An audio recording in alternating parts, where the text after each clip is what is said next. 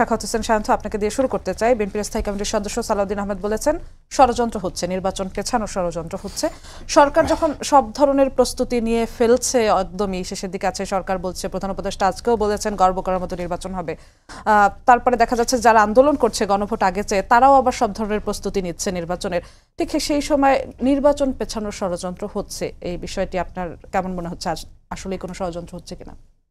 জি, আপনাকে ধন্যবাদ জানাচ্ছি। আর আমার সঙ্গে আলোচনায় মাহবুব আজিজ ভাই আছেন এবং যারা শুনছেন সবার জন্য শুভেচ্ছা রইল।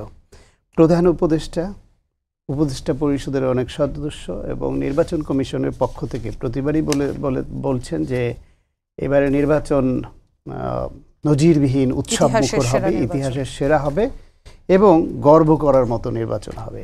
কিন্তু যতই ওনারা গর্ব করার মতো নির্বাচন বলেন যে এটা একটা গর্বিত হতে চান তারা, তো মানুষের মধ্যে আশঙ্কা আছে যে গর্ব করার নির্বাচন সম্পন্ন হওয়ার আগে নির্বাচনের গর্ভপাত হয়ে যায় কিনা, এই ভয়টা কিন্তু কাটেনি। এই ভয়টা যে সরকার কাটাতে পারেনি, এইটা কিন্তু এই ব্যর্থতা তাদের আছে। আর কিছু রাজনৈতিক দল এর সঙ্গে যুক্ত, কারণ কিছু রাজনৈতিক দল নানান ছুতায় কারণে অকারণে নির্বাচন পেছানোর কথা বলেন। জামায়াত ইসলাম দীর্ঘদিন নির্বাচন নিয়ে অনিশ্চয়তা তৈরির চেষ্টা করেছে। জুনে নির্বাচন চেয়েছে, সরকারেরও এরকম ইচ্ছা ছিল। কেউ কেউ এই সরকারের 5 বছর থাকা উচিত, কেউ কেউ আরও থাকা উচিত, কেউ কেউ বলছে সংস্কার না হলে নির্বাচন হবে না, বিচার না হলে নির্বাচন হবে না, এইসব তো বলছিলই। বাংলাদেশে বড় দলগুলোর মধ্যে একমাত্র বিএনপি হচ্ছে যে একদম 5 আগস্ট গণ অভ্যুত্থানের পর থেকে সব সময় যথাশীঘ্র নির্বাচন চেয়ে আসছে। প্রথমে 3 মাসের মধ্যে চেয়েছে, তারপর ডিসেম্বরের মধ্যে চেয়েছে। ফাইনালি সরকার যখন অ্যাগ্রি করেছে ফেব্রুয়ারিতে ইলেকশন দেবে রোজার আগে, বিএনপি সেটা মেনে নিয়েছে এবং বিএনপির সমমনা অন্য অনেকেই সেটা মেনে নিয়েছে।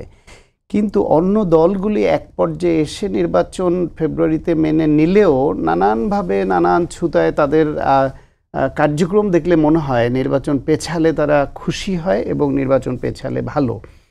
যেমন আজকেও আপনি দেখবেন যে এনসিপির নেতৃবৃন্দ নির্বাচন কমিশনে যখন সাক্ষাৎ করতে যায়, সেখান থেকে বের হয়ে এসে তারা বলল যে বেগম খালেদা জিয়া সংকটাপন্ন, সেই জন্য রাজনীতিতে যে অস্থিতিশীলতা চলছে, এই রাজনীতি স্থিতিশীল হওয়ার পরে, শুধু সংকট না, বলছি স্থিতিশীল রাজনীতি অস্থিতিশীল হলো কি করে? এটা তো অস্থিতিশীলতার প্রশ্ন না। বেগম খালেদা জিয়া বাংলাদেশের অবিসংবাদিত রাজনৈতিক নেতা, দল মত ধর্মবর্ণ নির্বিশেষে তার জন্য সবাই দোয়া করছে, তার আরোগ্য কামনা করছে এবং বাংলাদেশের ইতিহাসে এই অঞ্চলের আর কোনো নেতা এত মানুষের, এত পক্ষের, সব ধর্মের নির্বিশেষে এত শ্রদ্ধা, ভালোবাসা, সম্মান এবং দোয়া পায়নি। এটা নজিরবিহীন একটা অবস্থায় তিনি উপনীত হয়েছেন।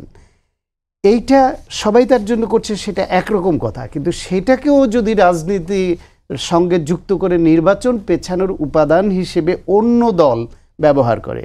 বেগম খালেদা জিয়া অসুস্থ, এই সংকট দেশের সংকট, জাতির সংকট, এটা যেমন সত্য, কিন্তু রাজনৈতিক হিসাব নিকাশে গেলে এটা দল হিসেবে বিএনপির যদি মনে করে যে তাদের জন্য এটা কষ্টের, বেদনার, মানবিকতার নানান বিষয় যুক্ত আছে, তারা যদি বলতো যে ম্যাডাম যদি দ্রুত সুস্থ হয়ে না ফেরেন তাহলে নির্বাচন পেছালে ভালো হয়, সে কথা তো বিএনপি বলছে না, বলছে কারা? অন্য দল।